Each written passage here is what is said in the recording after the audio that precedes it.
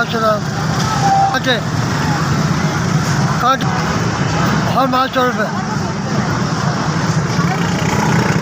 तकरीबन 2-3 महीने हो गए। रोटी आज से थोड़ी बहुत से सब्जियाँ पहुँचे नहीं। बाकी ईद तो बाद में 200, 150, 300 उसके बाद नहीं।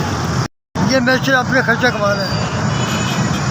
जो आदमी हूँ मजदूरी का खा रहा हूँ, किसी से मांग के नहीं खा रहा मैं, किसी का हाथ नहीं फैलाता। बस अल्लाह के बड़ी रहमत।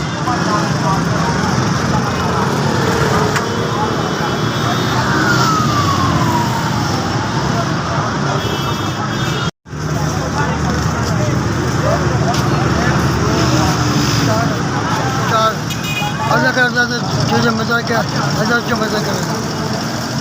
ठीक अल्लाह ताला चीज़ें मज़ा के अल्लाह ताला की ज़िंदगी बना कारोबार बना।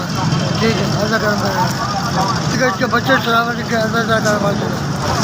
ठीक है अल्लाह ताला